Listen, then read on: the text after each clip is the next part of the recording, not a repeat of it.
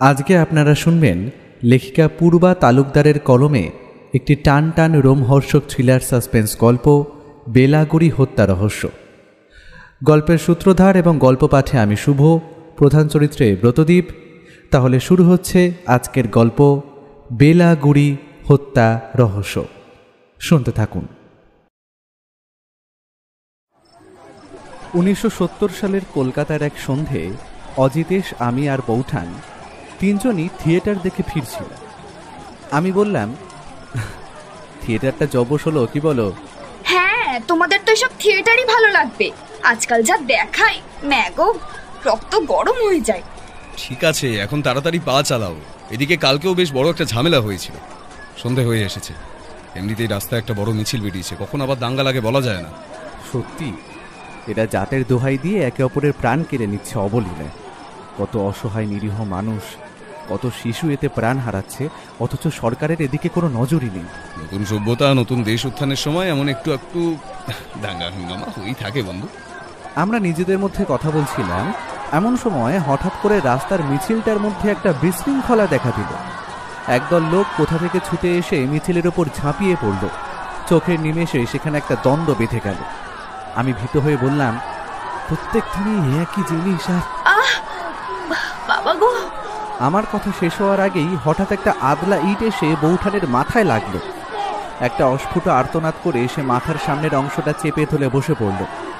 আমি আর অজিতেশ বৌঠানকে কোনোভাবে ধরে বাড়িতে নিয়ে এলাম। ডাক্তার এসে মাথায় ব্যান্ডেজ করে দিয়ে গেল। আমি রাগে ফুঁসতে ফুঁসতে বললাম, যতক্ষণ না দাঙ্গা হাঙ্গামা থামছে এখানে আর নয়। দেশের এই অবস্থায় তুমি কোথায় যাবে শুনি? দেখো, চাই হয়ে যাক। এমন সময় পুঁটিরাম এসে একটা চিঠি ধরিয়ে দিয়ে গেল আমায়। আমি চিঠিটা খুলে পড়তে লাগলাম। কোনো গোপন প্রেমিকা প্রেমপত্র পাঠিয়েছে নাকি? আমার কোনো গোপন প্রেমিকা নেই গো। আর প্রেমপত্র কেউ এইভাবে ডাকে পাঠায় তা তো আমার জানা ছিল না। হা হা, চোখছো কেন? প্রেমিকা নয় তো কে পাঠালো চিঠি? নিজেই পড়ে দেখো। কি দিনকাল পড়লো বন্ধু। বন্ধুর প্রেমপত্র এখন আমাকে পড়তে হবে। এই বলে অজিতেশ চিঠিটা পড়তে লাগলো। প্রিয় অমর, আগামী জ্যৈষ্ঠ মাসে তোমার ভ্রাতুষ্পুত্র শুভ অন্নপ্রাশন উপলক্ষে তুমি সহ অজিতেশ বাবু ও তার সহধর্মিনীর নিমন্ত্রণ রইল আমাদের গৃহে। তোমরা সকলে মিলে এসে উপস্থিত হলে আমি অত্যন্ত খুশি হব। এইটি তোমার দাদা হরিহর চ্যাটার্জি। ইনি তোমার সেই জ্যাঠু তো দাদা, তাই না, যিনি শিলিগুড়ি থাকেন? ঠিক ধরেছ। চলো ভায়া, এই যুদ্ধের বাজারেই কলকাতা শহরে আর না। দাদার যখন চিঠি পেয়েছি তখন সেখান থেকেই ঘুরে আসা যাবে। আমি বরং এখনই বেরিয়ে টিকিটটা কেটে নিয়ে আসি। এই বলে তড়িঘড়ি করে আমি বেরিয়ে পড়লাম টিকিট কাটার উদ্দেশ্যে।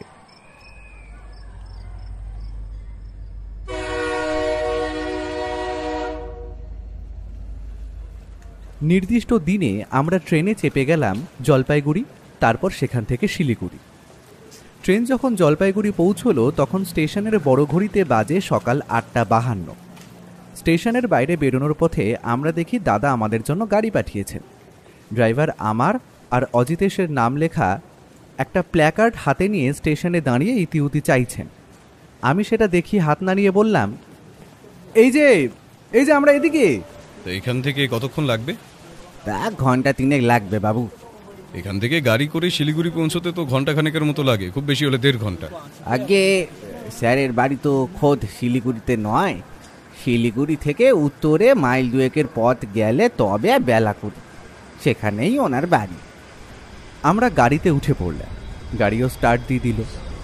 ঘন্টা 1.5 পর থেকেই আশেপাশের পরিবেশটা বদলে যেতে লাগলো। এমন মনোরম পরিবেশ বহুদিন দেখিনি। এদিকটা কলকাতার মতো অত ঘিঞ্জি না। চারিদিকটা বেশ ফাঁকা আর গাছপালায় ভর্তি। শুদ্ধ বাতাস বুক ভরে টেনে বৌঠান বলল,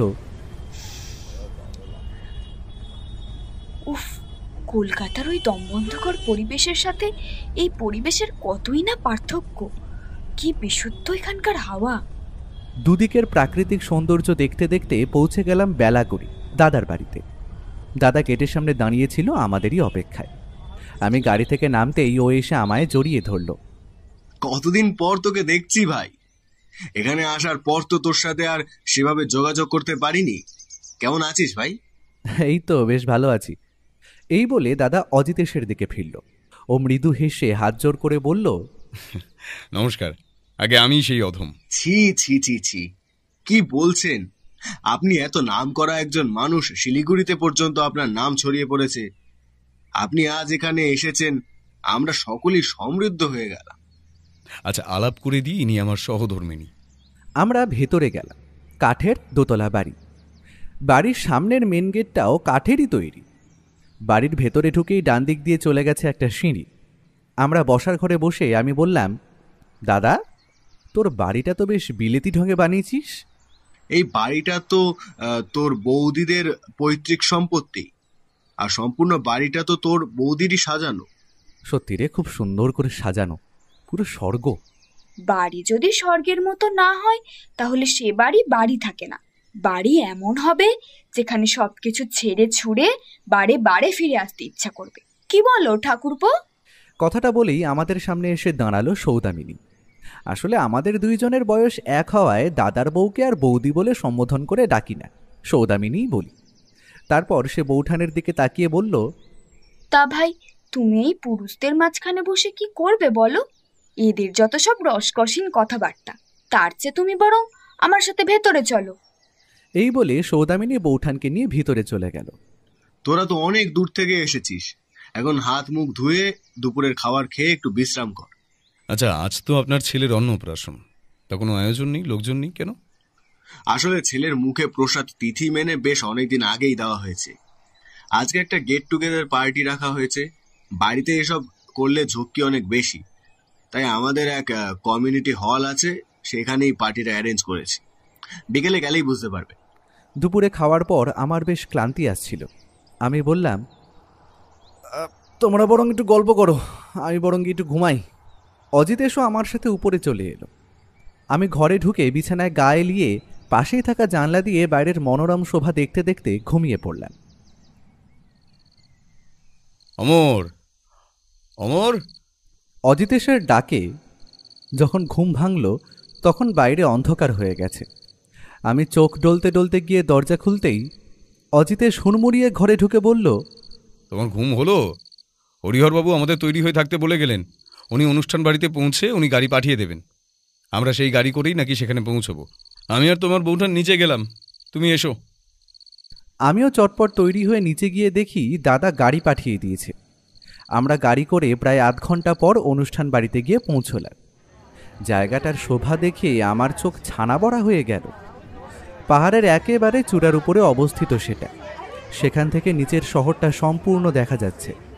আর সম্পূর্ণ বিলেতি ঢঙে তৈরি কমিউনিটি হলটা দেখে মনে হচ্ছিল যেন দেবরাজ ইন্দ্রের রাজসভা। চারিদিকে ভিন্ন রকমের আলোর ঝলকানি আমাকে মুহূর্তের মধ্যে এক অন্য জগতে নিয়ে গিয়েছিল। হুঁশ ফিরল অজিতেশের খোঁচায়। ও বলল, মানছি বড় লোকই ব্যাপার, কিন্তু তাই বলে তুমি এমন হাঁ করে থাকবে? মুখ বন্ধ করে ভেতরে চলো। ভেতরে গিয়ে দেখলাম সেখানের দৃশ্য আরও জমকালো।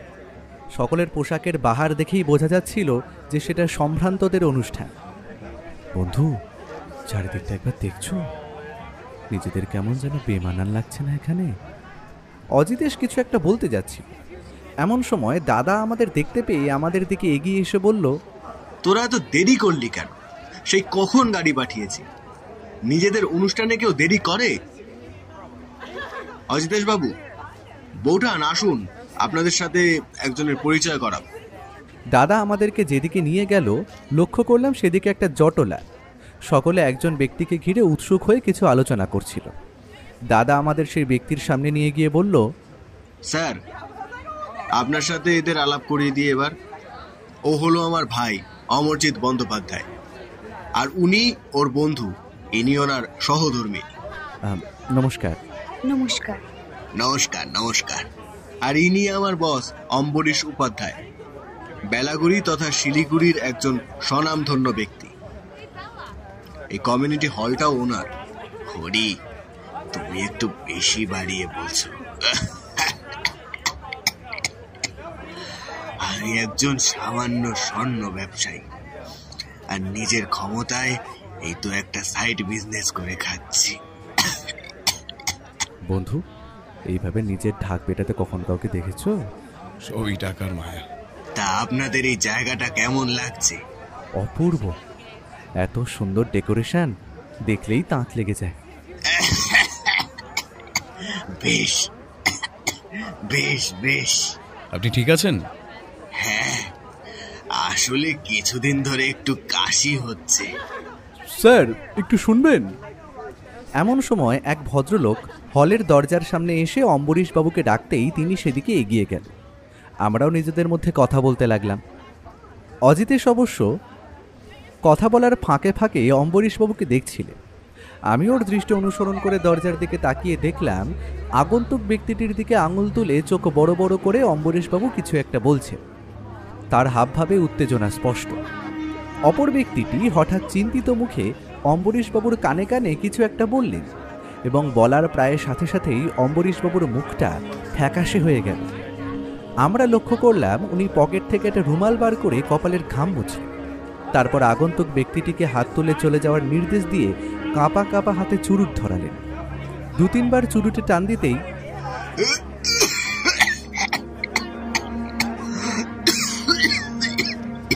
তার কাশি শুরু হলো। কাশির দমকে তার চোখ যেন ঠিকরে বেরিয়ে আসছিল। কি হলো বলো তো? চলো দেখি। অম্বরীশবাবু কাশতে কাশতে পড়েই যাচ্ছিল। অজিতেশ কোনো রকমে ওনাকে ধরে ফেলল। আপনার কি হয়েছেটা কি? জল খাবেন? কেউ একটু জল দিন প্লিজ। অম্বরীশবাবু জোরে জোরে শ্বাস টানতে টানতে হাত দিয়ে কিছু একটা ইশারা করল। তা দেখে অজিতেশ প্রশ্ন করল, ইনহেলার চাইছেন? ওর প্রশ্নের প্রত্যুত্তরে উনি শুধু ওপর নিচে মাথা নাড়লেন। অজিতেশ ওনার শার্ট ও প্যান্টের পকেট হাতড়ে ইনহেলারটা বার করে ওনার মুখের সামনে ধরে দুবার পাম্প করতেই অম্বরীশবাবুর চোখ যেন আরও ঠিকরে বেরিয়ে এলো। মুখটা হা হয়ে জিভটাও কিছুটা বেরিয়ে এলো। পুরো শরীরটা সামান্য কেঁপে স্থির হয়ে গেল। অম্বরীশবাবু, অম্বরীশবাবু! কিন্তু অজিতেশের ডাকে অম্বরীশবাবু সাড়া দিলেন না। শেষে ওনার নাড়ি পরীক্ষা করে ও বলল, উনি আর আমাদের মধ্যে নেই। এতক্ষণ আমাদের ঘিরে একটা জটলা তৈরি হয়েছিল। অজিতেশের কথাটা শোনা মাত্রই তারা সকলে উত্তেজিত হয়ে চিৎকার করতে লাগলো। আপনারা প্লিজ শান্ত হন। আরেকটা কথা, আপনারা কেউ অম্বরীশবাবু বা তার সামনে পড়ে থাকা কোনো জিনিস ছোবেন না। এত অবধি বলে অজিতেশ কিছু একটা ভাবল। তারপর দাদার দিকে তাকিয়ে আবার বলল, আচ্ছা হরিহর বাবু, আপনাদের থানাটা এখান থেকে কত দূর? থানা তো সেই শিলিগুড়িতে, তবে এখানে একটা আউটপোস্ট আছে। বেশ, আপনি বরং এক্ষুনি ওখানে চলে যান এবং ওদের বিষয়টা বুঝিয়ে বলুন। ভাইয়া, তুমিও বরং যাও ওনার সঙ্গে। আমি আমি আবার কেন? যেটা বলছি সেটা করো। আর হ্যাঁ, যত তাড়াতাড়ি পারবে পুলিশ নিয়ে ফেরার চেষ্টা করো। অজিতেশের কথার মধ্যে এমন কিছু ছিল যা শুনে আমি আর কোনো কথা না বাড়িয়ে দাদার সঙ্গে গাড়িতে উঠলাম। পুলিশ আউটপোস্টের দিকে যাওয়ার সময় আমার মনের মধ্যে একটা অস্থিরতা কাজ করছিল। মাথায় বারবার একটাই প্রশ্ন ঘুরপাক খাচ্ছিল, এই মৃত্যুর মধ্যেও কি এমন দেখলো যার জন্য এত তাড়াহুড়ো করে আমাদের পুলিশের কাছে ছুটতে বলল? আর অম্বরীশবাবুই বাবন উত্তেজিত হয়ে লোকটার সঙ্গে কি আলোচনা করছিল? এই মৃত্যু কি তবে স্বাভাবিক নয়? অজিতেশ কি তবে কিছু আন্দাজ করেছে? তার জন্যই এই তৎপরতা? একের পর এক প্রশ্ন আমার মাথায় ঘুরপাক খাচ্ছিল, আর আমি কোনো উত্তরই পাচ্ছিলাম না। বারবার মনে হচ্ছিল যদি এখন ঘটনাস্থলে থাকতাম তাহলে অন্তত অজিতেশের সঙ্গে দুটো কথা বলে মনের অস্থিরতা কিছুটা কমাতে পারতাম। এমন সময় দাদা এবার আমাকে একটা ঠেলা মেরে বলল, কিরে, কি ভাবছিস? গাড়ি থেকে নাম, আমরা চলে এসেছি তো। আমি থতমত খেয়ে তাকিয়ে দেখি গাড়ি পুলিশ আউটপোস্টের সামনে দাঁড়িয়ে। আমরা গাড়ি থেকে নেমে ভেতরে গিয়ে পুলিশকে সবটা সংক্ষেপে বর্ণনা করলাম। তারপর তাদের নিয়ে আধ ঘন্টার মধ্যে কমিউনিটি হলে পৌঁছে দেখলাম সেখানে আগত অতিথিরা থমথমে মুখে দাঁড়িয়ে আছেন। অম্বরীশবাবুর দেহ তখনও মাটিতে পড়েছিল, যেখানে অজিতেশ তাকে ধরে বসিয়েছিল। খানিক দূরে নিঃশব্দে দাঁড়িয়ে কি যেন ভাবছিল। এসআই মোহন গুছাই মৃতদেহের দিকে এগিয়ে গিয়ে ভালো করে পর্যবেক্ষণ করে বললেন, মৃতদেহ দেখে তো এনার স্বাভাবিক মৃত্যু বলেই মনে হচ্ছে, তো আপনাদের মনে সন্দেহ জাগলো কেন? মনে হচ্ছে কারণ উনি আমার চোখের সামনে মারা গেছেন এবং এই মৃত্যু মোটেই স্বাভাবিক ছিল না। আপনি কে? নমস্কার, আমি অজিতেশ বক্সী, এখানে আমন্ত্রিত একজন অতিথি। ও আচ্ছা, অজিতেশ বাবু, আপনার এমন ধারণার কারণটা জানতে পারি? অজিতেশ পুরো ঘটনাটি বিশদে বুঝিয়ে দিল। তার কথা শুনে এসআই মোহন গুছাই গম্ভীর হয়ে কিছু একটা ভাবলেন। তারপর বললেন, দেখুন, আমাদের আউটপোস্টে সেরকম কোনো ব্যবস্থা নেই। ইনারা কমপ্লেন করাতেই আমরা শিলিগুড়ি থানায় খবর পাঠিয়েছি। আমরা এখন দেহ শিলিগুড়ি মর্গে নিয়ে যাচ্ছি। বাদবাকি সব কাজ শিলিগুড়ি থানায় হ্যান্ড ওভার করবো। আপনাদের যা বলার, যা জানার, সেখান থেকে পরবর্তী তথ্য পেয়ে যাবেন। পুলিশ এরপর বাকি অতিথিদের কাছে গিয়ে কিছু জিজ্ঞাসাবাদ করলেন। তারপর আবার আমাদের কাছে ফিরে এলেন। আমরা দেহ নিয়ে যাচ্ছি, আর চুরুটের টুকরোটা এভিডেন্স হিসাবে নিচ্ছি। এই ইনহেলারটা কোথায়? এই যে। অজিতেশ হাতে ধরা ইনহেলারটি পুলিশের হাতে তুলে দিল। ধন্যবাদ, আসি। পুলিশ দেহ নিয়ে চলে গেলে আমরা বাড়ির পথ ধরলাম। দাদার বাড়িতে ফিরে সোফায় বসে অজিতেশ দাদার সঙ্গে কথা বলা শুরু করলো। হরিহরবাবু, অম্বরীশবাবু তো আপনার বস ছিলেন, তাই না? তা আপনি তার অধীনে ঠিক কি কাজ করতেন? ওনার সোনার ব্যবসা ছাড়াও কাঠের আসবাবপত্রের ব্যবসা ছিল। আমি কাঠের কারবারটাই দেখতাম। মানে ঠিক কি কাজ করতে হতো আপনাকে? কাজ বলতে কাঠের গোডাউনে ফার্নিচার ম্যানুফ্যাকচারিং, পলিশিং এসবের সুপারভাইজার ছিলাম আমি। সবটা আমি তদারকি করতাম। আচ্ছা, মানুষ হিসেবে উনি কেমন ছিলেন? কি বলবো, উনি একটু জটিল মানুষ ছিলেন। ব্যবসায় উনি টাকা ছাড়া আর কিছু বুঝতেন না। টাকার কাছে নৈতিক অনৈতিক সব উনি মিথ্যা বলে মনে করতেন। টাকা কামাতে গিয়ে যে কোনো পথ ধরতে পারতেন। তবে আমাদের সঙ্গে বরাবর ঠিকঠাকই ছিলেন। আমাদের মোটা মাইনে ছুটি ছাটা সব দিতেন। তবে নিজের স্বার্থে ঘা লাগলে উনি যা খুশি তাই করতে পারেন। বুঝলাম। আচ্ছা, ওনার বাড়ির লোক তো কেউ এলো না কেন? আমি যে আপনাকে খবর পাঠাতে বললাম, আপনি জানিয়েছিলেন ওনাদের?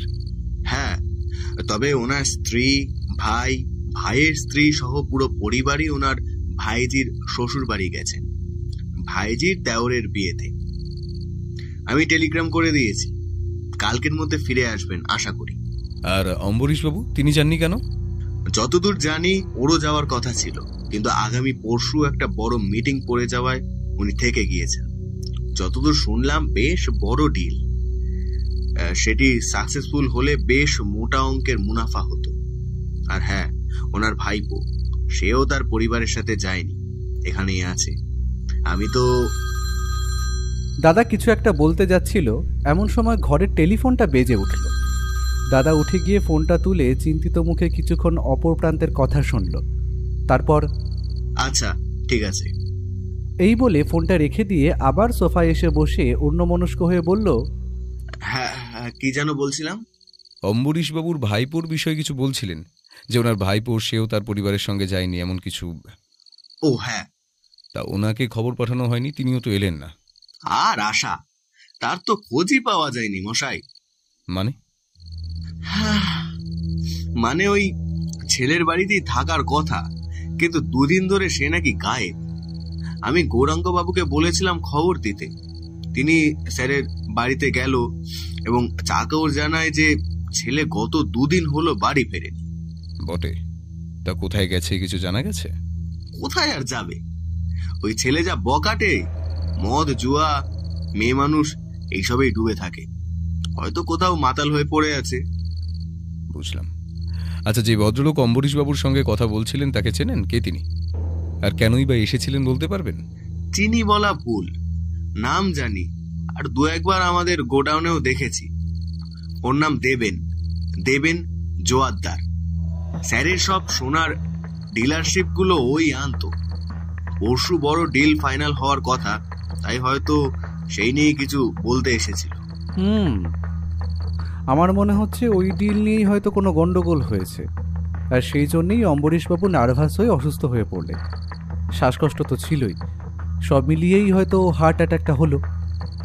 এতে সত্যিই হয়তো কোনো রহস্যই নেই। হতে পারে, তবে আমার সেটা মনে হয় না। এখন শুধু পোস্টমর্টমের অপেক্ষা।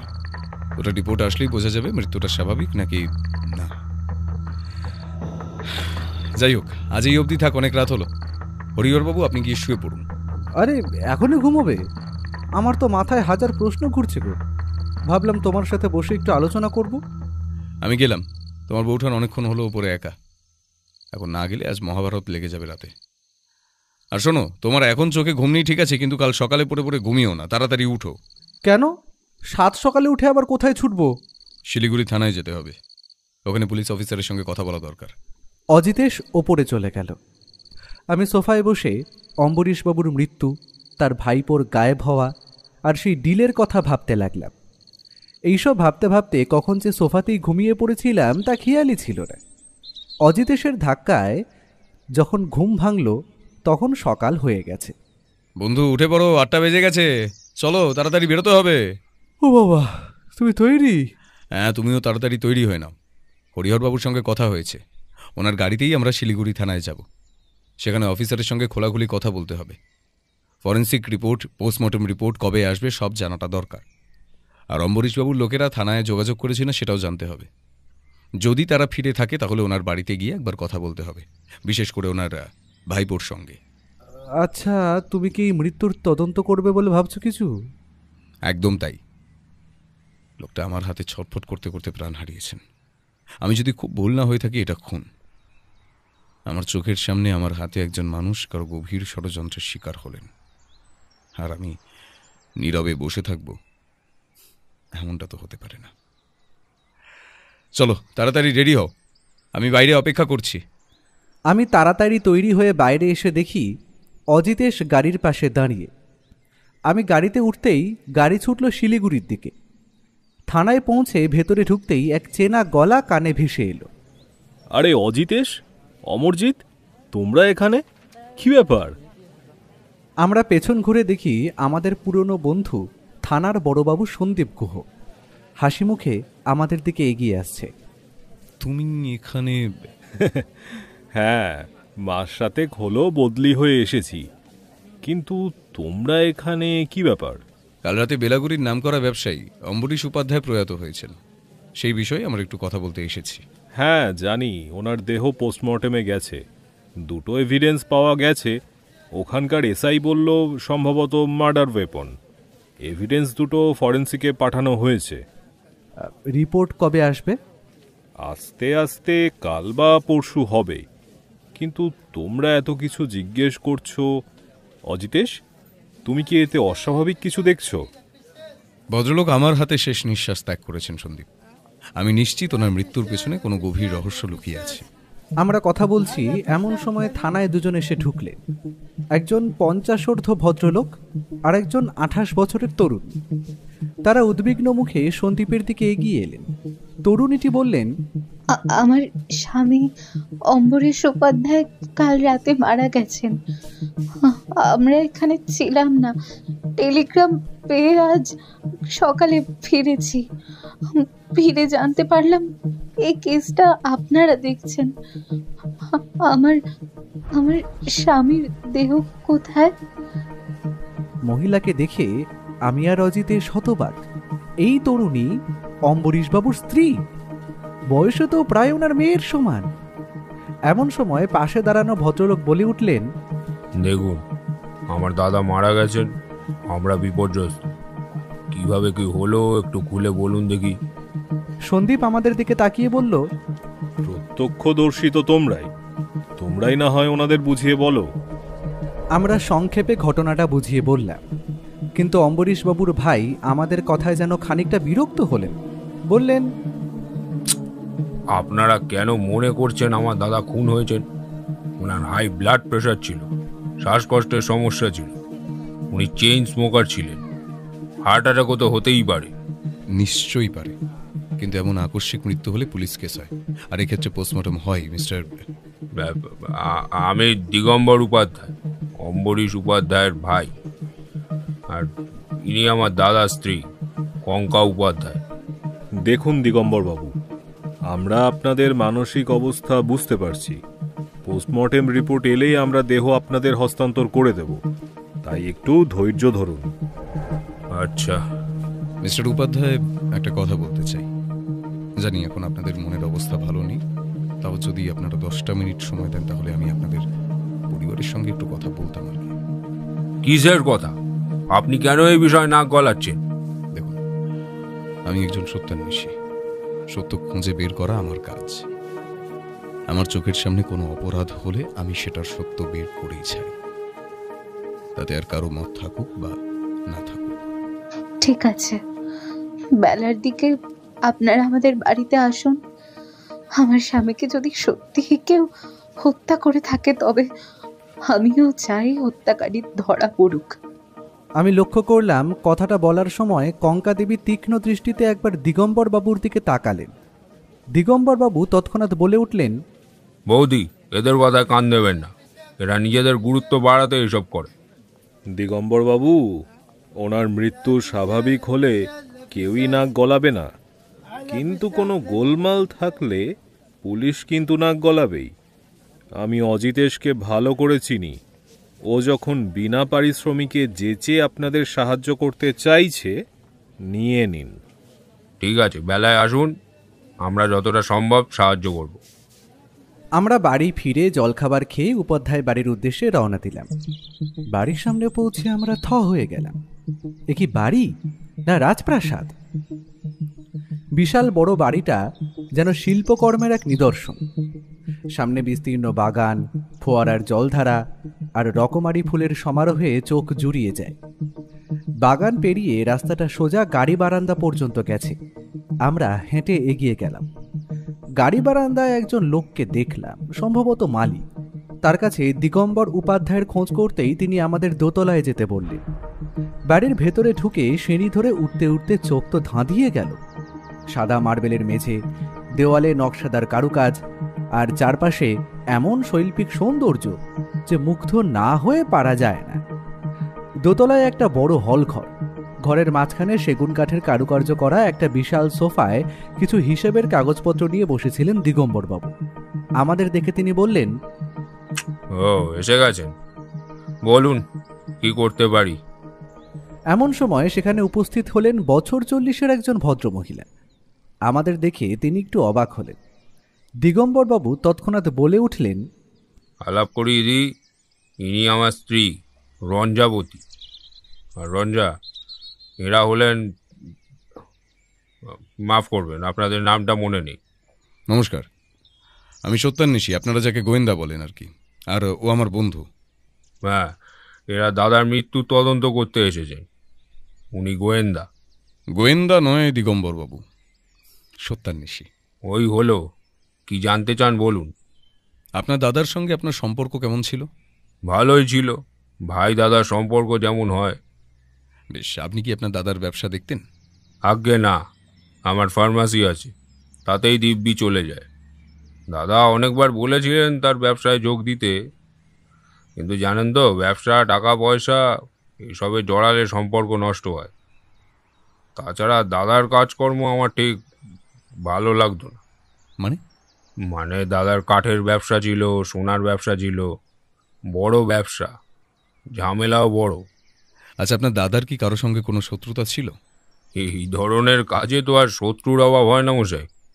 দাদার ব্যবসায় মোটা টাকার লেনদেন হতো। তাছাড়া দাদা একটু বেশি সতর্ক ছিলেন টাকা নিয়ে। পরিবারের থেকেও তার কাছে টাকা বেশি প্রিয় ছিল, ফলে অনেকের সঙ্গে তার বড়িমনা হতো না। বাজারে তো গুজব আছেই, উনি নাকি চোরা কারবার করতেন। ধরা কখনো পড়েননি, তবে গুজব তো থাকবেই। এবার এসব যদি সত্যি হয়, শত্রু থাকাটা কি খুব অস্বাভাবিক কিছু? চোরা কারবার মানে কি ধরনের? দেখুন, আমি এত কিছু জানি না, কানে এসেছে তাই বললাম। আপনার কানে চোরা কারবারের খবর এলো, কিন্তু কিসের চোরা কারবার সেটার একবারও খোঁজ নিলেন না। মশাই, আমি ঝামেলা পছন্দ করি না। নিজের ব্যবসা নিয়ে থাকি, কখনো দাদার ব্যবসায় মাথা কামানোর চেষ্টা করি।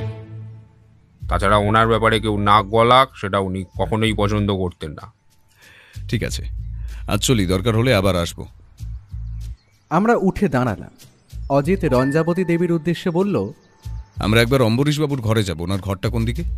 এই তো, করিডোর ধরে সোজা দক্ষিণ দিকে চলে যান। ওখানে সবচেয়ে বড় যে ঘরটা, ওইটাই দাদার। বৌদি সম্ভবত ঘরেই আছেন। ধন্যবাদ। করিডোর ধরে দক্ষিণ দিকে এগিয়ে বড় ঘরটায় ঢুকতেই দেখলাম জানলার ধারে একটা চেয়ারে উদাস হয়ে বসে আছেন কঙ্কা দেবী। সাদা থানে তার মুখের বিষণ্ণতা যেন আরও গাঢ় হয়েছে। অজিতেশ দরজার সামনে দাঁড়িয়ে বলল, কঙ্কা দেবী, আসতে পারি? কঙ্কা দেবী আঁচলটা গায়ে টেনে বললেন, ও আপনারা? হ্যাঁ, আসুন, বলুন কিভাবে সাহায্য করতে পারি। প্রথমে বলবো, এই সময় আপনাকে বিরক্ত করার জন্য আমরা দুঃখিত। দুঃখের কি আছে, এ আমার ভাগ্য মিস্টার বক্সি। আচ্ছা, আপনার কেন মনে হচ্ছে যে আমার স্বামীকে কেউ খুন করেছে? শ্বাসকষ্ট, ব্লাড প্রেশার যতই থাকুক, ইনহেলার নিলে মানুষ অন্তত প্রাণে বেঁচে থাকে, কিন্তু ইনহেলার নেওয়ার পরেও উনি মারা গেলেন। এটা তখনই হয় যখন শরীরে আগে থেকে বিষ ঢুকে আছে। হরিহর বাবুর সঙ্গে কথা হয়েছিল, তিনি তো বললেন অনুষ্ঠানে ঢোকার কিছুক্ষণের মধ্যেই নাকি উনি মারা যান। তাহলে তো কিছুই খাননি, তবে বিষ এলো কিভাবে? ঠিকই, কিন্তু উনি চুরুট খেয়েছিলেন। যদি কেউ চুরুটে বিষ মিশিয়ে দেয় আর সেটা ধোঁয়ার মাধ্যমে শরীরে যায়, তাহলে ইনহেলারেও প্রাণ বাঁচানো যায় না। কিন্তু কে করবে এমন? তাছাড়া ওর চুরুট বিদেশ থেকে আসতো, ও ছাড়া তো কেউ হাতও দিত না ওতে। কিন্তু কেউ ওকে মারতে আসল চুরুট বদলে বিষ মেশানো চুরুট রেখে দিতেই পারে। এত বড় কাজ কে করবে অজিতেশ বাবু? আপনার কাউকে সন্দেহ হয়? মানে আমি তো ওর ব্যবসার ব্যাপারে তেমন কিছু জানি না, তবে হ্যাঁ, বিয়ের পর থেকে না দেখেছি নিশীথ কথায় কথায় ওর সাথে খুব ঝামেলা করতো, টাকাও চাইতো। ছেলেটা খুব বখাটে, উচ্ছন্নে গেছে একেবারে। উনি টাকা দিতে চাইতেন না, কারণ টাকা মানেই ওই মদ, জুয়া আর নোংরা জায়গায় যাওয়া। নিশীথের ব্যবহারে উনি খুব মনমরা হয়ে পড়তেন। একটা প্রশ্ন করছি, কিছু মনে করবেন না। আপনাদের বয়সের ফারাক তো বেশ, আপনাদের বিয়েটা... হ্যাঁ, আমি ওর থেকে অনেকটাই ছোট। আমাদের বিয়ে হয়েছে এই 3 বছর হলো। উনি একবার অসুস্থ হয়ে হাসপাতালে ভর্তি হন। আমি তখন ওই হসপিটালের নার্স ছিলাম, সেখানেই আমাদের আলাপ, আর তারপরে বিয়ে। আচ্ছা, সবাই আপনাদের বিয়েটা মেনে নিয়েছিল? দুজন প্রাপ্তবয়স্ক মানুষ একে অপরকে বিয়ে করেছে, এতে কারোর কি সমস্যা থাকতে পারে? আমরা কণ্ঠস্বর শুনে পেছন ফিরে দেখলাম ঘরের দরজায় দাঁড়িয়ে আছে বছর 24-এর একজন বিবাহিতা তরুণী। আপনি? আমি রঞ্জনা, অম্বরীশ উপাধ্যায়ের প্রথম পক্ষের মেয়ে। কাকিমা বললেন আপনারা বাবার মৃত্যুতে কোনো রহস্য খুঁজে পেয়েছেন। রহস্য ঠিক নয়, অস্বাভাবিকতা। সেই বিষয়ে একটু কথা বলতে এসেছি। ঠিক আছে, তবে ছোট মাকে বেশি বিরক্ত করবেন না, ওনার একেবারেই মন ভালো নেই। আর আপনাদের কাজ হয়ে গেলে আপনারা আসতে পারেন। অবশ্যই। আচ্ছা, নিশীথ কি ফিরেছে? আসলে ওনার সঙ্গে একটু কথা ছিল। হ্যাঁ, ভোরেই ফিরেছে, ঘরে মাতাল হয়ে পড়ে আছে। যান, দেখুন কথা বলতে পারেন কিনা। ঘরটা? একতলায় উত্তরের ঘরটা। আমরা সিঁড়ি দিয়ে নিচে নেমে উত্তরের ঘরে ঢুকলাম। দেখলাম একটা চেয়ারে পা তুলে বসে আছে বছর 21-এর এক ছোকরা, হাতে চুরুট। অম্বরীশবাবু যে চুরুট খেতেন ঠিক সেই চুরুট। আমাদের দেখে নিশীথ বিরক্ত হয়ে বলল, কে আপনারা, কি চান? কাল রাতে আপনার জ্যাঠামশাই মারা গেছেন, জানেন নিশ্চয়ই? হ্যাঁ, সকালে শুনলাম। আপনি দুদিন কোথায় ছিলেন? আপনি কে মশাই? আমি আমার বাপকে উত্তর দিই না, আপনাকে দেব? আমি আপনার জ্যাঠার মৃত্যুর তদন্ত করছি। তদন্ত?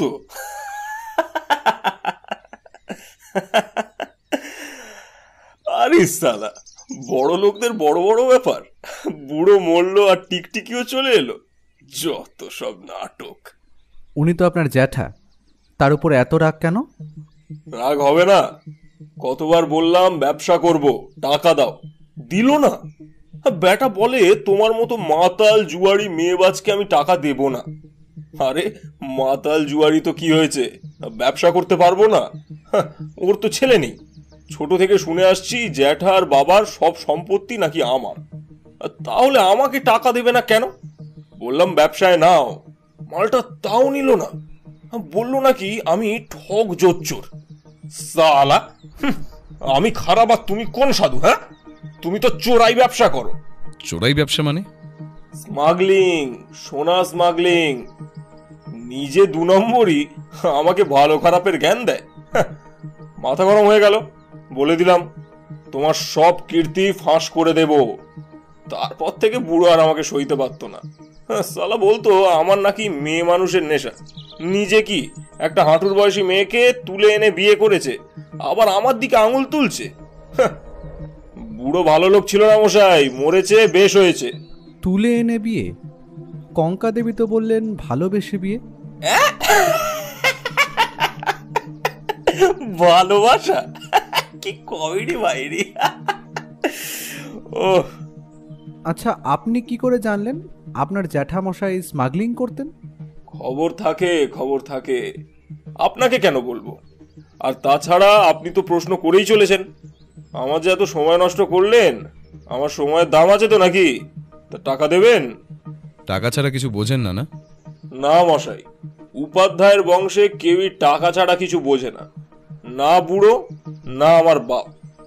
আমি এ বংশের ছেলে, অন্যথা করি কি করে?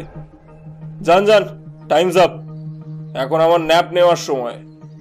আমরা বাড়ি থেকে বেরিয়ে এলাম। বাবা, চমৎকার পরিবার। ওর চুরুটটা দেখলে? অম্বরীশ বাবুর ব্র্যান্ড, দেখেছি। উপাধ্যায় বাড়ি থেকে ফিরে এসে দুপুরের খাবার সেরে কিছুক্ষণ বিশ্রাম নিলাম। বিকেলে দাদা বাইরে যাচ্ছিল, তা দেখে অজিতেশ জিজ্ঞেস করলো, কোথাও যাচ্ছেন নাকি হরিহর বাবু? হ্যাঁ, একবার গোডাউনে যেতে হবে। কাল আমাদের একটা বড় অর্ডার যাবে। কাজ কতদূর ফিনিশিং হলো, কেমন হলো সেটা দেখতে হবে। আচ্ছা, অম্বরীশ বাবু তো এখন নেই, তার সম্পত্তি এখন কার নামে যাবে? যতদূর জানি তার ভাইপো নিশীথ, মেয়ে রঞ্জনা আর কঙ্কা দেবীর নামে তার সম্পত্তি ভাগ হবে। কাঠের ব্যবসাটা পুরো রঞ্জনার নামে, সোনার ব্যবসাটা কঙ্কা দেবীর নামে, আর এই বাড়িটা আপাতত তার ভাই দিগম্বর বাবুর নামে। আর অবর্তমানে সম্পত্তি নিশীথের হবে, যদিও স্যার শেষের দিকে উইল বদলানোর কথা ভাবছিলেন। কেন? শেষটাই নিশীথের বারবারন্তি দেখে উনি স্থির করেছিলেন যে নিশীথকে উনি কিছুই দেবেন না। সেই নিয়ে উকিল বাবুর সাথে কথাও বলবেন এবং বলেও ছিলেন, কিন্তু তার আগেই তো উনি চলে গেলেন। আপনি এত কিছু জানলেন কিভাবে? স্যার আমাকে স্নেহ করতেন, একদিন এসব নিয়ে কথাও বলেছিলেন, তাই জানা। নিশীথের সঙ্গে অম্বরীশ বাবুর সম্পর্ক কেমন ছিল?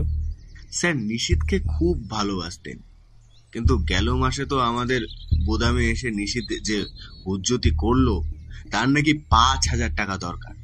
স্যার দিলেন না। স্যার রেগে গিয়ে নিশীথকে চড় মারেন আর সবার সামনে বলেন যে তিনি নিশীথকে সম্পত্তি থেকে বঞ্চিত করবেন। সেই শুনে রাগে লাল হয়ে নিশীথ স্যারকে বলে, ভালো করলে না বুড়ো, এক তো সবার সামনে আমার গায়ে হাত তুললে, এখন আবার আমার হক মারবে বলছো? ভালো করছো না বুড়ো। হ্যাঁ, তোমাকে মূল্য দিতে হবে। তারপর কি হলো? তার কিছুদিন পর নিশীথ আবার এসেছিল, হাতে একটা ব্রিফকেস নিয়ে। সেদিন আমাদের কার্ড আসার কথা। নিশীথ বলল স্যার নাকি টাকা লেনদেনের একটা ফাইল বাড়িতে ফেলে এসেছিলেন, ও সেটা দিতে এসেছে। স্যার তখন অফিসে ছিলেন না। আমাদের ম্যানেজার ফাইলটা চাইলে নিশীথ বলল, দরকারি ফাইল, জেঠি বলেছেন শুধু জ্যাঠার হাতে দিতে। আমি ওনার জন্য চেম্বারে ওয়েট করব, উনি আসলে ওনার হাতেই ফাইল দেব। এই বলে নিশীথ ওনার চেম্বারে চলে যায়। আমরাও কাজে ব্যস্ত হয়ে পড়ি। স্যার আসলে ওনাকে বিষয়টা জানাতে উনি চেম্বারে গিয়ে দেখেন চেম্বারে কেউ নেই। শুধু তাই নয়, স্যারের ড্রয়ার থেকে সেদিন পেমেন্টের পুরো টাকাও উধাও ছিল। জানাজানি হলে পরিবারের বদনাম, তাই স্যার আমাকে আর আমাদের ম্যানেজারকে পুরো বিষয়টা চেপে দিতে বললেন। ইন্টারেস্টিং। যাই হোক, আমি এখন আসি। আপনারা কোথাও যাবেন? অফিসে গিয়ে গাড়ি পাঠিয়ে দেবো? চলুন, আপনার সঙ্গেই যাব। কাঠের গোডাউনটাও দেখে নেব, ওখানকার লোকেদের সঙ্গে কিছু কথা বলার আছে। তারপর সোনার দোকানেও যেতে হবে। ঠিক আছে, চলুন। তিনজন একসঙ্গে আমরা বেরিয়ে পড়লাম। গাড়িতে উঠে অজিত দাদাকে জিজ্ঞেস করলো, অম্বরীশ বাবুর এত বড় বড় ডিল হতো, তার মধ্যে কি স্মাগলিং টাগলিং ছিল? সেসব ব্যাপারে আমি ঠিক জানি না। স্যারের সোনার ব্যবসায় বড় বড় ডিল হতো ঠিকই, তবে কি পদ্ধতিতে, স্মাগলিং নাকি অন্য কিছু, সেটা আমার জানা নেই। আপনারা সোনার দোকানের ম্যানেজারের সঙ্গে কথা বলতে পারেন, আর নয়তো দেবেনের সঙ্গে যোগাযোগ করুন। দেবেনই সব ডিল নিয়ে আসতো। দেবেনকে কোথায় পাওয়া যাবে? ওর বাড়ির ঠিকানা আমার জানা নেই। হ্যাঁ, তবে আমাদের এখানে একটা ক্লাব আছে। দেবেন মাঝে মধ্যে সেখানে জুয়া খেলতে চায়। জুয়া? আগে আমাদের এখানকার ক্লাবে বড় বড় মানুষরা জুয়া খেলতে যান। নিশীথ কি সেখানে যায়? তা যায় বই কি, দেবেনের সঙ্গে ওর বেশ ভাব। বাহ, আচ্ছা কি নাম ক্লাবের? দি হিমালয়ান প্যারাডাইস। একটা কাজ করুন, আমরা আপাতত বরং ওই ক্লাবে যাই। আপনি আমাদের সামনের মোড়ে নামিয়ে দিন, আর আপনি পৌঁছে গাড়িটা কাইন্ডলি পাঠিয়ে দেবেন। একদম। আচ্ছা, তুমি কি ভাবছো অম্বরীশ বাবুর মৃত্যুর সাথে নীতিশ কোনোভাবে জড়িত? আমার মনে কতগুলো অনুমান আছে অমর, কতগুলো বিন্দু।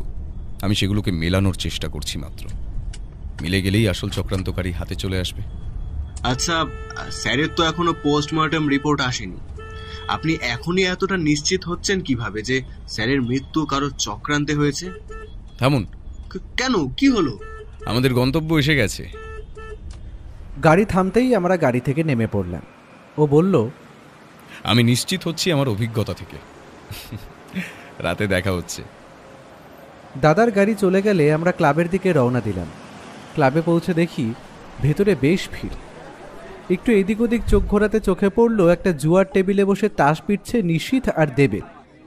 আমাদের দেখে নিশীথ বিরক্ত হয়ে চেঁচিয়ে উঠল, আপনারা কি আমাকে ফলো করছেন? এখানেও হাজির হয়েছেন? ফলো করার মতো কি আপনি কিছু করেছেন নিশীথবাবু? না, আমি কিছু করিনি। তাহলে ভয় পাচ্ছেন কেন? কেন ভাবছেন আমরা আপনাকে ফলো করছি? আমরা তো এসেছি দেবেনবাবুর সঙ্গে কথা বলতে। নিশীথ চুপ করে গেল, কিন্তু দেবেন আমাদের দেখে হঠাৎ দৌড় লাগালো। অজিতেশ এক লাফে গিয়ে তার জামার কলার ধরে মাটিতে ফেলে বলল, আরে মশাই, আমি তো আপনার সঙ্গে কথা বলতে এসেছি, আপনি পালাচ্ছেন কেন? আমি কিছু জানি না, আমি কিছু করিনি। বিশ্বাস করুন, সত্যি আমি কিছু করিনি। আমি কখন বললাম আপনি কিছু করেছেন? আমি তো শুধু কথা বলতে এসেছি।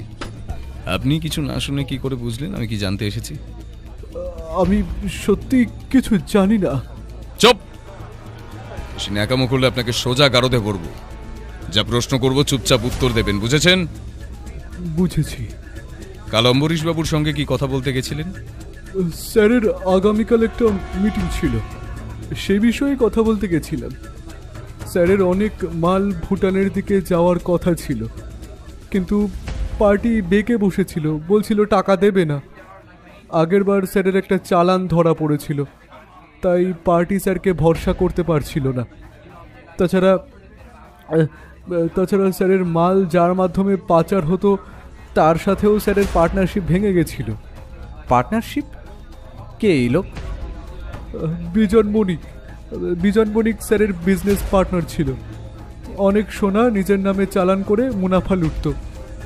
স্যার জানতে পেরে পার্টনারশিপ ভেঙে দেন, কিন্তু ততদিনে বিজন সোনার ব্যবসা জাকিয়ে বসেছে। নেপাল বর্ডারে স্যারের যে চালানটা ধরা পড়েছিল তার পেছনেও এই বিজনবাবুই ছিলেন। স্যার এই নিয়ে খুব চিন্তায় ছিলেন। আমি কাল শুনলাম বিজন আমাদের পার্টির সঙ্গে ডিল ফাইনাল করেছে, তাই সেটা স্যারকে বলতে গেছিলাম। আমি আর অজিতেশ মুখ চাওয়াচাওয়ি করলাম। আমি দেবেনের কাছ থেকে বিজন বণিকের অফিসের ঠিকানাটা লিখে নিচ্ছিলাম, এমন সময় লক্ষ্য করলাম অজিতেশ নিশীথের দিকে এগিয়ে গিয়ে কিছু একটা বলল, আর সেটা শুনেই নিশীথের চোখ রাগে লাল হয়ে গেল। চোয়াল শক্ত করে অজিতেশ আসতেই আমি জিজ্ঞেস করলাম, তুমি ওর সাথে কি কথা বলছিলে? একটু খোঁচা মারছিলাম যদি পেট থেকে কিছু বেরোয়। ওই ছেলে কিন্তু একদম সুবিধের না। তাতে আমার কিচ্ছু যায় আসে না। এখন চলো বিজনবাবুকে একটু পরখ করা যাক। আমরা বেশ অনেকটা হেঁটে বেলাগুড়ি মার্কেটে এসে পৌঁছালাম। সেখানে এক দুজনকে জিজ্ঞেস করতেই তারা বিজনবাবুর অফিসটা দেখিয়ে দিল। আমরা অফিসে ঢুকে দেখলাম কাঁচে ঘেরা একটা ঘর। ধূর্ত চেহারার একজন মানুষ টেবিলে বসে কিছু কাগজপত্র দেখছিলেন। দরজার উপর নেম প্লেটে লেখা বিজন বণিক। দরজা খুলে ব্যোমকেশ বলল, আসতে পারি? আপনারা? নমস্কার, আমি সত্যান্বেষী অজিতেশ বক্সী, আর উনি আমার সহকারী ও বন্ধু।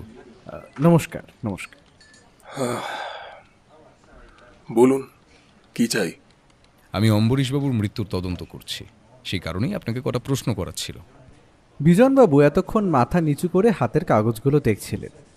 অজিতেশের কথা শুনে আমাদের দিকে তাকিয়ে কিছুক্ষণ চুপ থেকে বলল, আপনার কেন মনে হচ্ছে যে আপনি প্রশ্ন করলেই আমি উত্তর দেব? তা করলে আসলে আপনারই মঙ্গল। দেখুন, আমি শুধু আপনার আর অম্বরীশবাবুর ব্যবসায়িক সম্পর্ক নিয়ে কিছু কথা বলবো, সেগুলো ঠিকঠাক উত্তর দিলেই আপনার ছুটি। বলুন, কি জানতে চান? আপনি অম্বরীশবাবুকে ব্যবসায় ধোঁকা দিলেন কেন? উনি তো আপনার অনেক দিনের বিজনেস পার্টনার। তাহলে এমন কি হলো যে আপনি এমন একটা অন্যায্য কাজ করলেন? ব্যবসার সবকিছুই ন্যায্য মিস্টার বক্সি, তাই না? তার মানে আপনি স্বীকার করছেন আপনি অম্বরীশবাবুকে ব্যবসায় ধোঁকা দিয়েছেন? ধোকা? ভুল বললেন, বরং বলুন চোরের ওপর বাটপাড়ি করেছি। কিরকম? অম্বরীশ আমার বিজনেস পার্টনার ছিল ঠিকই, আমরা একসঙ্গে সোনার ব্যবসা করতাম, কিন্তু ও ছিল পয়সার পিশাচ। সবসময় মুনাফার বড় ভাগ নিজের পকেটে ভরত। লাভের টাকা নিয়ে কতবার ঝামেলা হয়েছে। তারপর ভাবলাম ভদ্রতা করে এর সঙ্গে চলবে না, তাই আমি আমার মতো খেলে গেলাম, ওকে ওভারটেক করলাম, ব্যাস ওর গায়ে ঝাল লেগে গেল। আমি জানতাম ও আমাকে ব্যবসায় রাখবে না। কলেজের সময় থেকে ওকে চিনি, সালা শয়তান, নিজের শ্বশুরের টাকায় এত বড় ব্যবসা দাঁড় করালো। আর শিবানী খুব ভালোবাসতো ওকে, কিন্তু ও সেই ভালোবাসার মূল্য দিল না, মেরে ফেললো শিবানীকে। মানে? ও মা, আপনারা জানেন না, ওর প্রথম পক্ষের স্ত্রী শিবানী 3 বছর হলো মারা গেছেন। না, সে ব্যাপারে খোঁজ নেওয়া হয়নি আসলে। শুনুন, আপনারা যার মৃত্যু তদন্ত করছেন সে একটা নরকের কীট ছিল। শিবানী ওর চোরা কারবারের কথা জেনে ফেলেছিল, দুজনের মধ্যে প্রচন্ড ঝামেলা হতো। অম্বরীশ হামেশাই শিবানীকে মারধর করত। শিবানী তার বাবার টাকায় তৈরি ব্যবসায় অসাধু কাজ মেনে নিতে পারেনি। একদিন ঝগড়া তুমুলে যায়, শিবানী গাড়ি নিয়ে বেরিয়ে যান। গাড়িটা অ্যাক্সিডেন্ট করে খাদে পড়ে আর শিবানী মারা যায়। এটা তো অ্যাক্সিডেন্ট, তাহলে আপনি খুন বলছেন কেন? খুন বলছি কারণ অম্বরীশ গাড়ির ব্রেক ভেঙে রেখেছিল। তো এসব আপনি জানলেন কি করে? একদিন মদের নেশায় চুর হয়ে অম্বরীশ নিজেই সব উগরে দিয়েছিল। জানেন মিস্টার বক্সি, শিবানীকে আমি খুব ভালোবাসতাম, কিন্তু মনের কথা কোনোদিনই বলতে পারিনি। আমি ভেবেছিলাম শিবানী হয়তো ওর সঙ্গে সুখী হবে, কিন্তু এই স্কাউন্ড্রেলটা মেয়েটাকে একদিনও শান্তি দেয়নি। পুলিশ তদন্ত করেননি? করেছিল মশাই, কিন্তু টাকা দিয়ে সব ধামাচাপা দেওয়া যায়। অম্বরীশ তাই করলো। আমার কাছে কোনো প্রমাণ ছিল না, তাই আইনিভাবে আমি ওকে শাস্তি দিতে পারিনি ঠিকই, কিন্তু আমি ঠিক করে নিয়েছিলাম ওকে কাঙাল করে ছাড়বো। তাই নিজের সোনার আলাদা ব্যবসা দাঁড় করালাম। ও যেমন মানুষের পিঠে ছুরি মারত, আমিও তাই করলাম। বদলা নেওয়ার জন্য আপনি নিজেই অম্বরীশবাবুকে মারেননি তো? আমার যা বলার বলা হয়ে গেছে, এখন আপনারা আসতে পারেন। বিজন বণিকের অফিস থেকে বেরোনোর পর থেকে অজিতেশের মুখে যেন তালা পড়ে গেল। সারা পথ একটাও কথা বলল না। বাড়ি ফিরে সে টেবিলের উপর রাখা টেলিফোন তুলে নিয়ে সম্ভবত শিলিগুড়ি থানায় সন্দীপকে ফোন করল। আমি পাশে দাঁড়িয়ে শুধু ওর কথাগুলো শুনতে পেলাম। হ্যালো, অজিতেশ বক্সি বলছি। শোনো, তোমাকে একটা কাজ করতে হবে। অম্বরীশবাবুর প্রথম স্ত্রী শিবানী উপাধ্যায় 3 বছর আগে অ্যাক্সিডেন্টে মারা যান। শিলিগুড়ি থানায় কেস হয়েছিল, ওই কেসের ফাইলটা আমার চাই। আর অম্বরীশবাবুর বর্তমান স্ত্রী কঙ্কাদেবীর পাস্ট হিস্ট্রিটাও একটু জোগাড় করতে হবে। হ্যাঁ, রাখলাম। এমন সময় বৌঠান আমাদের সামনে এসে দাঁড়ালো, চোখ মুখ রেগে লাল। কাল সকালে তৈরি থেকো, থানায় যেতে হবে। পরের দিন সকালে আমরা বেরিয়ে পড়লাম থানার উদ্দেশ্যে। শিলিগুড়ি থানায় পৌঁছতেই সন্দীপ হাসি মুখে আমাদের দিকে এগিয়ে এলো। আরে এসে গেছো, আসো আসো, তোমাদের জন্য একটা সারপ্রাইজ আছে। আমরা বসতেই সন্দীপ আমাদের হাতে পোস্টমর্টেম রিপোর্টটা ধরিয়ে দিল। পোস্টমর্টেম রিপোর্টটা খুলে কিছুটা পরেই সন্দীপের দিকে তাকিয়ে ও বলল, এসব কি সন্দীপ? ঠিকই দেখছো, অম্বরীশবাবুর মৃত্যুর সময় তার শরীরের অঙ্গপ্রত্যঙ্গ, লিভার, কিডনি, হার্ট, ফুসফুস, পাকস্থলী প্রায় সবই নষ্ট হয়ে গিয়েছিল। তাহলে কি অম্বরীশবাবুর মৃত্যু স্বাভাবিক? আমরা বেকারই এটাকে অস্বাভাবিক বলে সন্দেহ করছিলাম। ভাইয়া, এমনি এমনি কি শরীরের অঙ্গ নষ্ট হয় কোনো কারণ ছাড়া? রিপোর্টটা ভালো করে দেখো, স্পষ্ট লেখা আছে হাইলি রেডিও অ্যাক্টিভ কোনো পদার্থের ব্যবহারে এসব নষ্ট হয়েছে। অর্থাৎ তেজস্ক্রিয় কিছু তার শরীরে ঢুকেছিল, আর এটা একদিনে হয়নি। রিপোর্টে যেভাবে অঙ্গ নষ্ট হওয়ার কথা লেখা, তাতে মনে হয় দীর্ঘদিন ধরে এই পদার্থ তার শরীরে প্রবেশ করছে। এক্স্যাক্টলি, অনেকটা স্লো পয়জনের মতো। আচ্ছা, ফরেন্সিক রিপোর্টে কি আছে? ইনহেলার, চুরুট ওগুলোতে কি কোনো রেডিও অ্যাক্টিভ পদার্থ পাওয়া গেছে? সারপ্রাইজটা এখানেই। চুরুটে কিছুই পাওয়া যায়নি, কিন্তু সবচেয়ে বড় ব্যাপার, ইনহেলারের ভিতর ওষুধ ছিল না, ছিল শুধু জল। হোয়াট? এক্স্যাক্টলি, রিপোর্টে তাই লেখা। তার মানে জেনে বুঝে কেউ ইনহেলারের ওষুধ বদলে জল ভরে দিয়েছিল? শুধু তাই নয়, ওর প্যান্টের পকেটে একটা ইনসুলিন সিরিঞ্জ পাওয়া গেছে। ইনসুলিন? তোমরা ওনার প্যান্ট চেক করলেই পেতে। ইনহেলার খোঁজার সময় লম্বা মতো কিছু একটা হাতে ঠেকেছিল বটে, ওই অবস্থায় জিনিসটাকে অত গুরুত্ব দিইনি, ভেবেছিলাম ওটা পেন হবে। যাই হোক, ফরেন্সিক ডাক্তার সেই ইনসুলিন টেস্ট করেছে। ইনসুলিনের সঙ্গে আরেকটা জিনিস পাওয়া গেছে। কি? নিজেই দেখে নাও। এই বলে সন্দীপ আমাদের দিকে আরও একটা রিপোর্ট এগিয়ে দিল। সেটা হাতে নিয়ে দেখে চমকে উঠল। পক্সি রেজিন?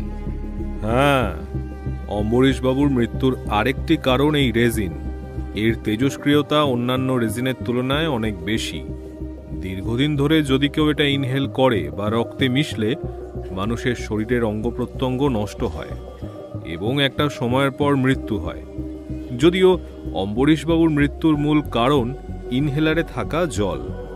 ইনহেলারের পর্যাপ্ত প্রোপোলান্ট শরীরে না যাওয়ার ফলে ওনার মৃত্যু হয়েছে।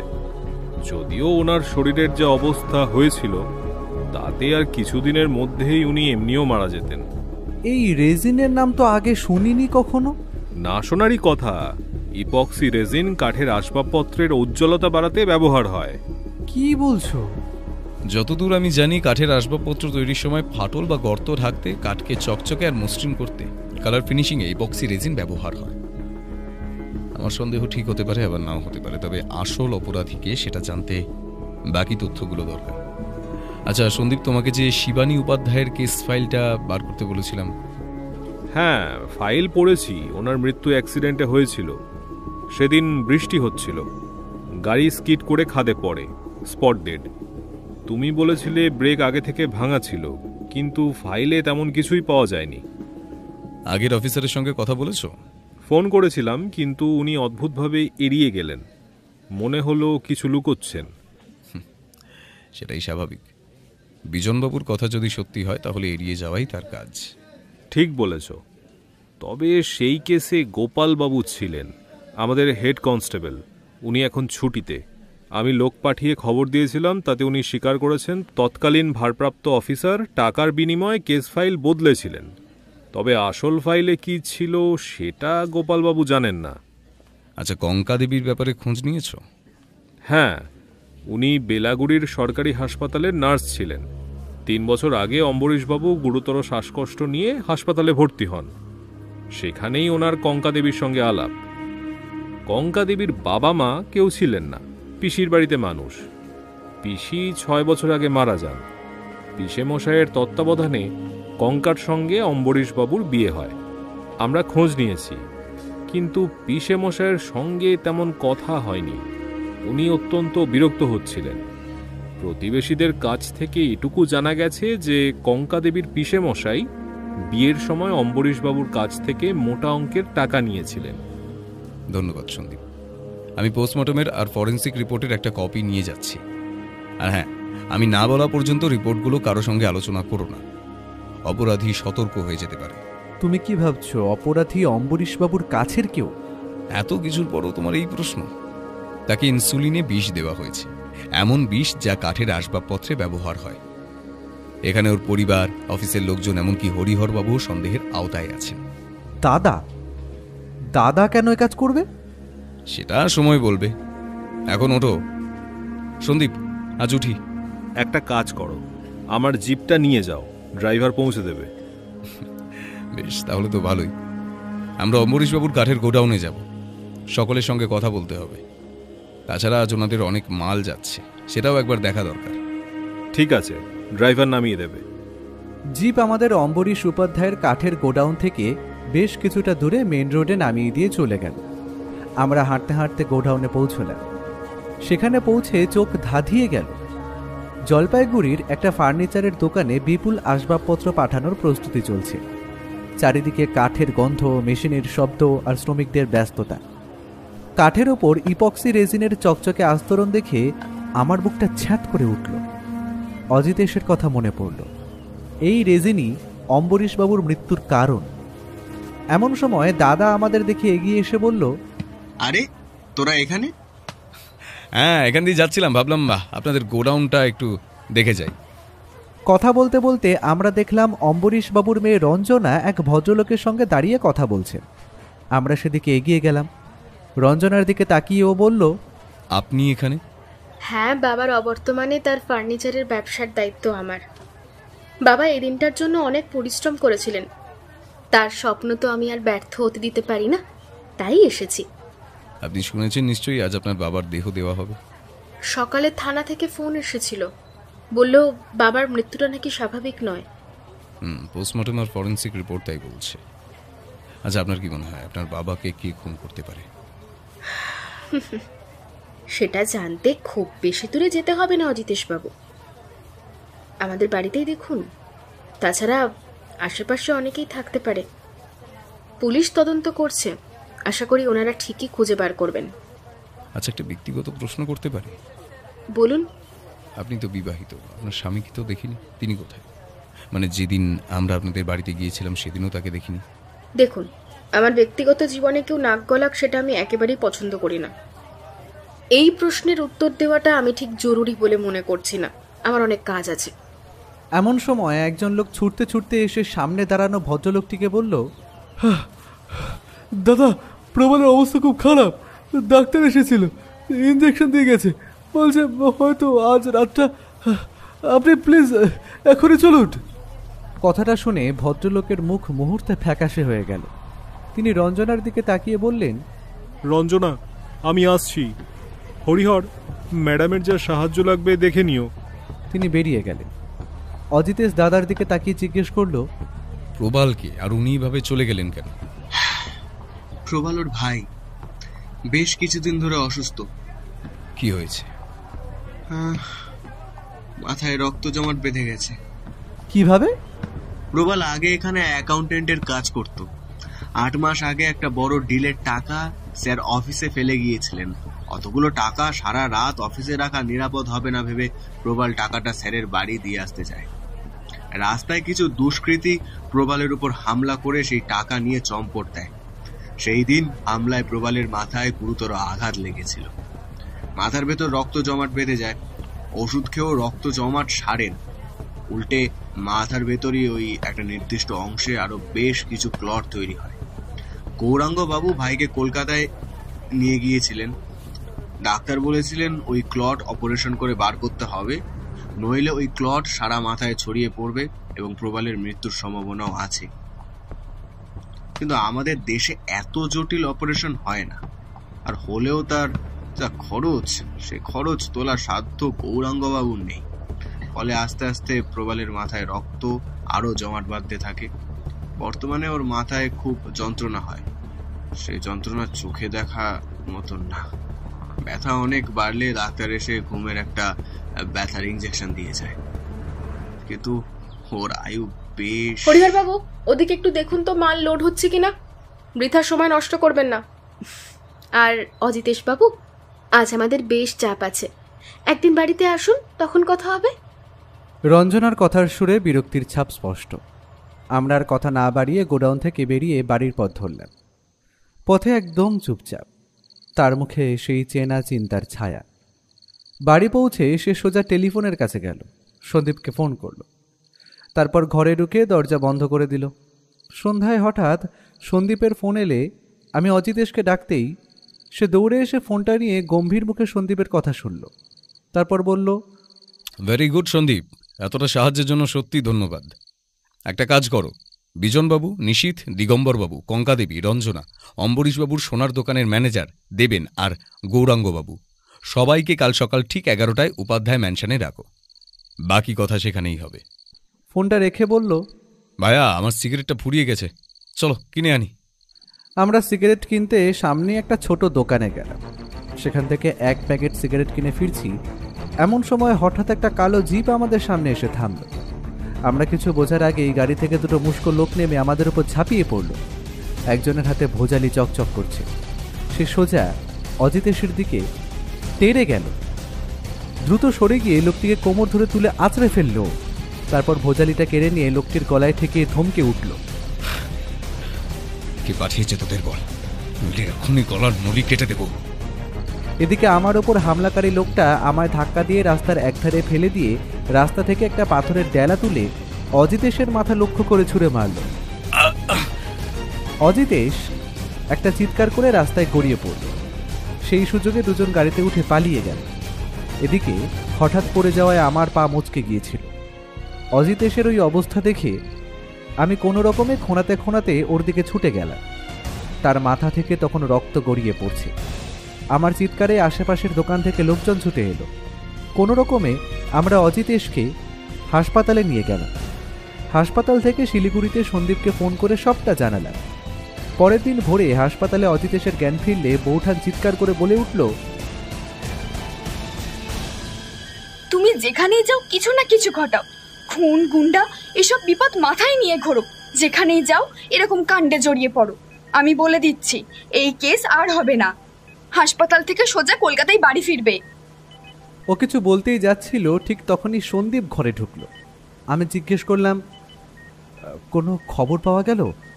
লোক দুটো কারা? ওরা বেলাগুড়ির পেটো মস্তান। তোমার দেওয়া বর্ণনা অনুযায়ী আজ সকালে ওদের গ্রেফতার করেছি। একটু চাপ দিতেই নামটা বলে দিয়েছে। কি নাম? নিশীত উপাধ্যায়। নিশীত? ওর কাছ থেকে এর বেশি কি আশা করা যায়? ওকে অ্যারেস্ট করেছো? হ্যাঁ, একটু আগেই জুয়ার ঠেক থেকে তুলেছি। বেশ। আচ্ছা, সকলকে উপাধ্যায় বাড়িতে হাজির হতে বলেছো তো? না, আসলে কি তুমি উঠছো কেন?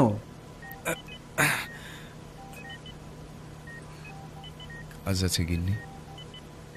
আমার এই সামান্য চোটের জন্য সেই কাজ ফেলে রাখা সম্ভব নয়। সন্দীপ, তুমি সবাইকে জানিয়ে দাও। আমি আর কিছুক্ষণের মধ্যে সকলের সামনে আসল আততায়ীর মুখোশ খুলে দেব। ঠিক আছে, তোমরা তাহলে আসো, আমি সবাইকে খবর পাঠাই। সন্দীপ চলে গেলে আমি আর দাদা অজিতেশকে উপাধ্যায় বাড়িতে নিয়ে গিয়ে পৌঁছলাম।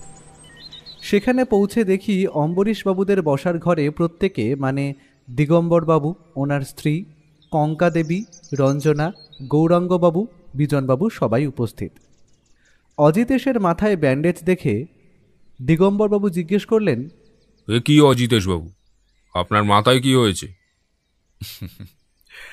আপনার ছেলের দয়া আর কি। দিগম্বরবাবু কিছু একটা বলতে যাচ্ছিল, এমন সময় একজন কনস্টেবলের সাথে ঘরে এসে ঢুকলো হাত করা পরা নিশীথ।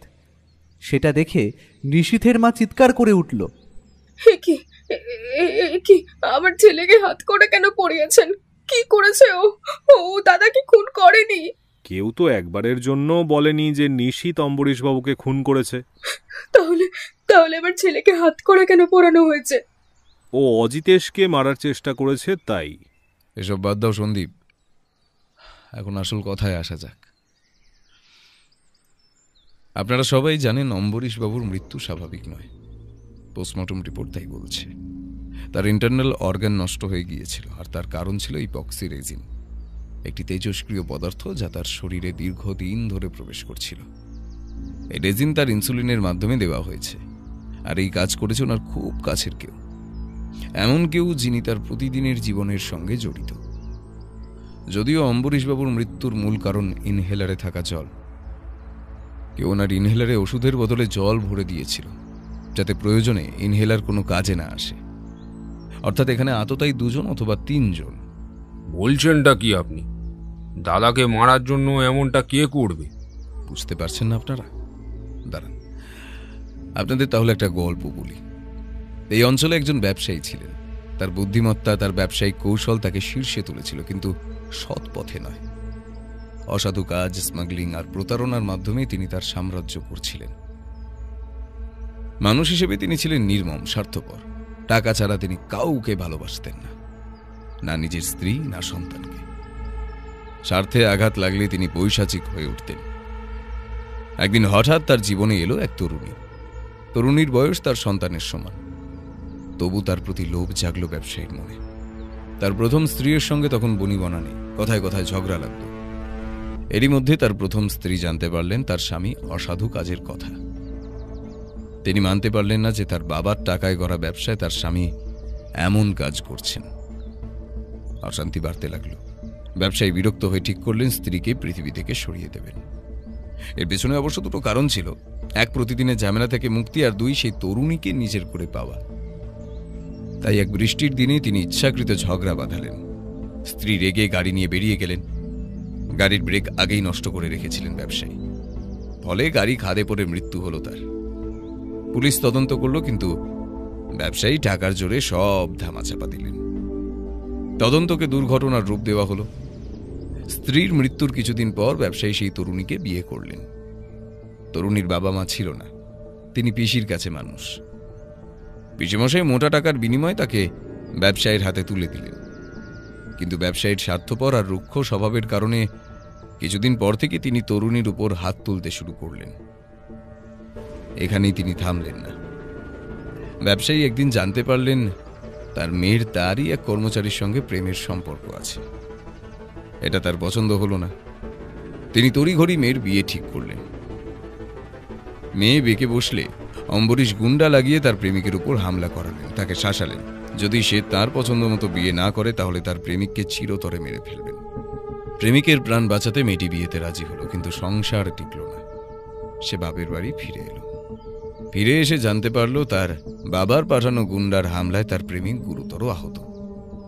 আঘাত এতটাই গুরুতর যে তার মৃত্যু হতে পারে যে কোনো মুহূর্তে।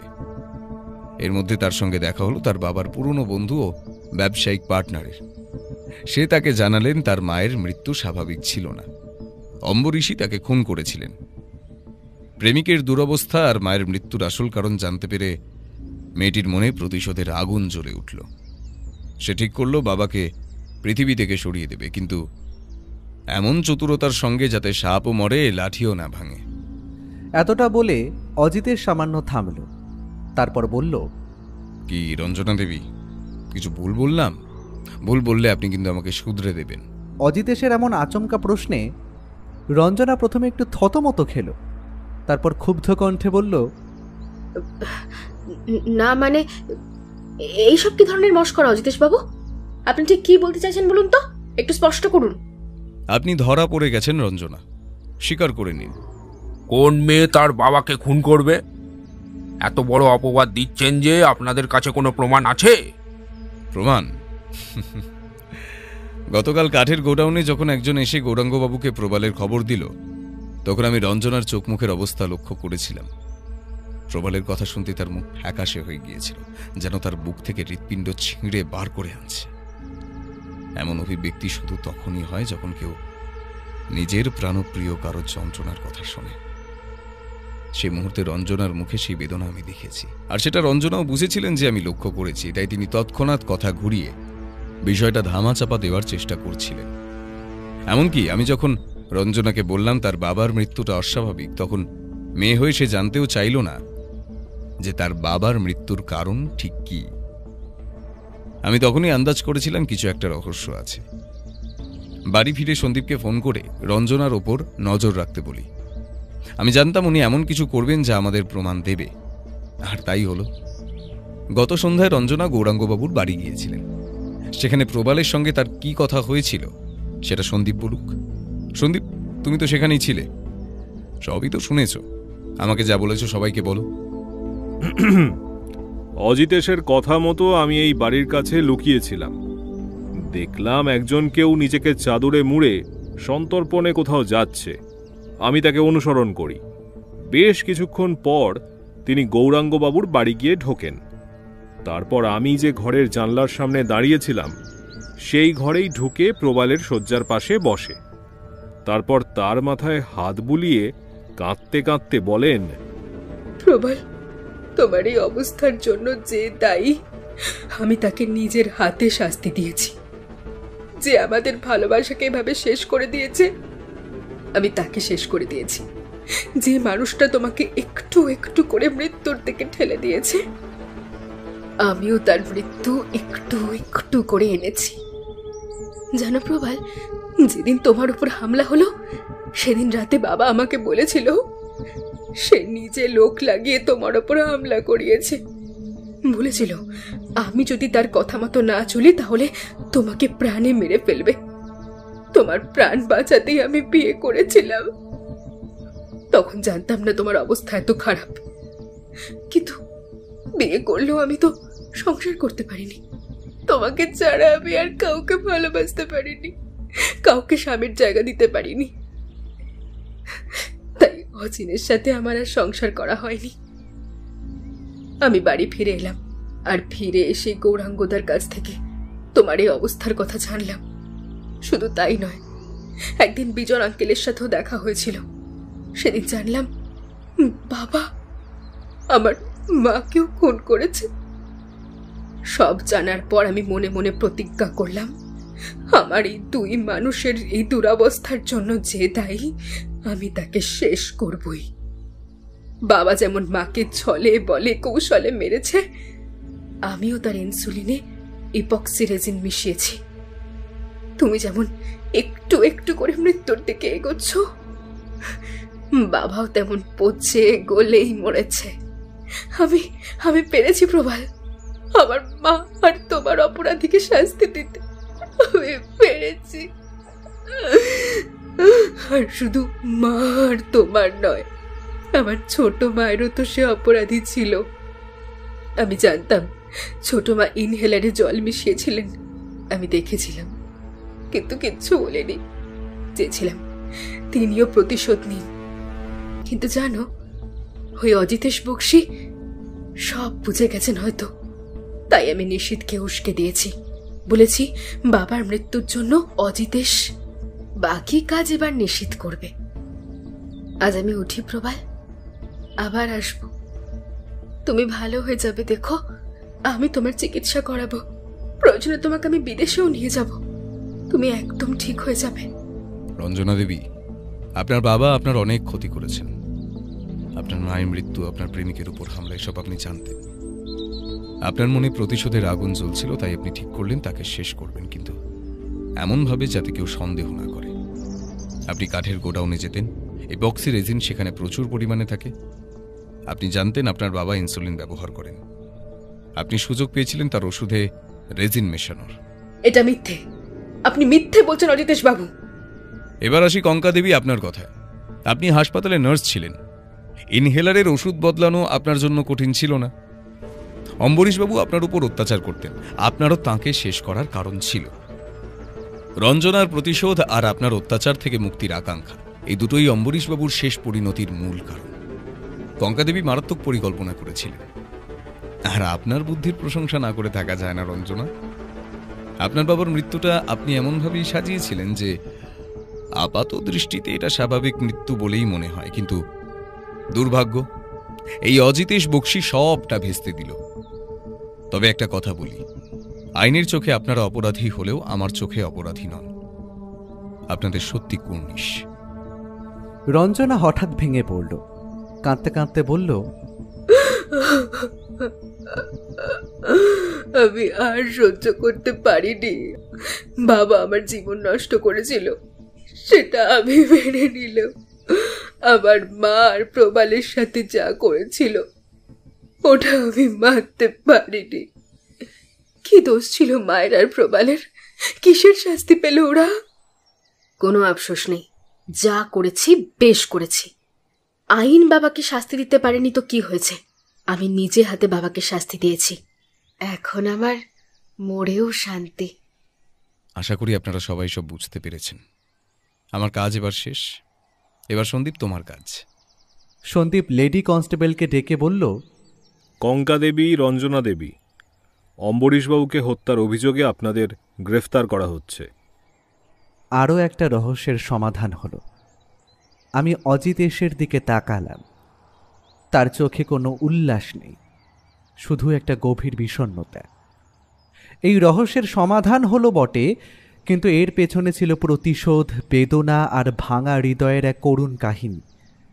আমরা উপাধ্যায় ম্যানশন থেকে বেরিয়ে এলাম, মনে একটা ভারী অনুভূতি নিয়ে।